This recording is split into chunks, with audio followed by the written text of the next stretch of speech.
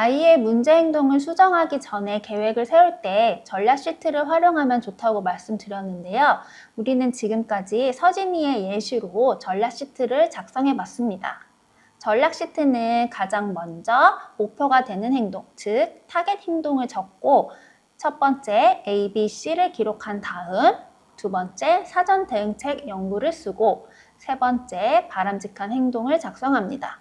그리고 네 번째로 바람직한 행동을 했을 때 어떻게 행동을 늘려줄 수 있을지 강화 방법을 작성하였고 그 다음에 마지막 다섯 번째로 그럼에도 불구하고 문제 행동을 했을 때 어떻게 대응하면 좋을지에 대해서 적어보았습니다. 이렇게 서진이의 이야기로 우리가 전략 시트를 완성해 봤는데요. 이것은 어디까지나 아이디어들을 적은 것이기 때문에 이제는 앞으로 실천 가능한 것들을 선택해서 행동 중재를 시작하게 됩니다.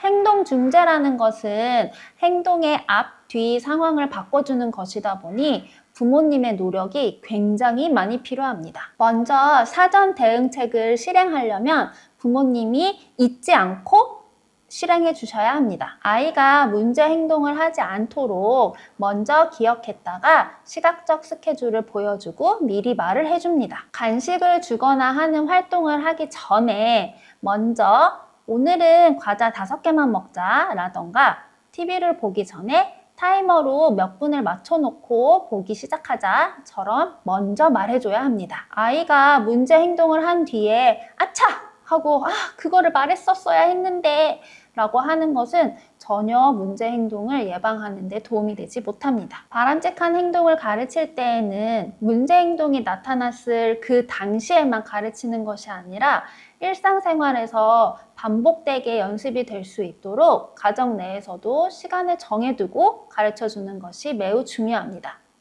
하루에 너무 긴 시간이 아니어도 괜찮으니까 아이의 컨디션이 좋고 즐겁게 소통할 수 있는 시간대를 정해서 조금씩 연습을 시켜주세요. 이렇게 미리 가르칠 수 있는 시간을 확보해두면 나중에 우리 아이가 그럼에도 불구하고 문제 행동을 일으켰을 때 바람직한 행동으로 대체해주거나 침착해질 수 있도록 도움을 주는데 큰 도움이 됩니다. 앞서 말씀드렸듯이 행동 중재가 시작됐다고 해서 우리 아이의 문제 행동이 갑자기 줄어들지는 않습니다. 그렇다고 해서 이 방법은 우리 아이랑 맞지 않는가 보다 라고 생각해서 하던 행동 중재를 중지해버리면 우리 아이의 문제 행동이 더 심각한 방향으로 흘러갈 수 있습니다. 우리 아이의 문제 행동은 그동안의 부모님의 반응으로 인해서 유지되어 왔었다 보니 아이의 입장에서 부모님의 행동이 달라지면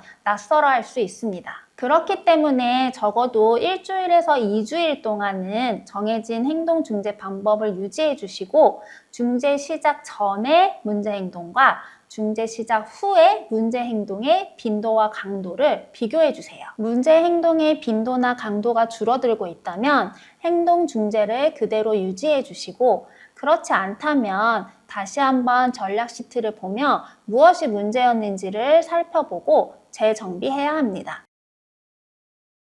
전략 시트를 재정비할 때에는 4가지를 체크해 봅니다. 첫째, 사전 대응책 연구를 다시 한번 설정합니다. 그리고 두 번째는 바람직한 행동이 우리 아이한테는 어려운 행동이 아니었는지 알아보고 난도를 조절해 봅니다. 세 번째는 아이가 바람직한 행동을 했을 때 강화하는 방법이 우리 아이에게 효과가 있었는지를 살펴봐야 합니다. 마지막으로 네 번째에는 문제 행동이 계속 일어났을 때의 대응책을 다시 한번 생각해 봅니다. 이처럼 전략 시트는 우리 아이의 문제 행동을 먼저는 A, B, C로 알아보고 그 문제 행동을 줄이기 위한 사전 대응책, 바람직한 행동, 강화 방법, 그리고 그럼에도 불구하고 문제 행동을 일으켰을 때 어떻게 해야 하는지 생각해 볼 수 있는 양식입니다. 문제 행동이라고 해서 우리 부모님이 컨트롤하기 어려운 심각한 문제 행동만 생각할 것이 아니라 우리가 오늘 살펴본 예시처럼 일상에서 자주 일어나는 떼쓰기 행동이나 식사 문제와 관련된 편식, 배변 문제라던가 감각 과민 이런 부분을 일상에서 자주 일어나는 부분부터 차근차근 전략 시트를 활용해 보면 너무 좋을 것 같습니다.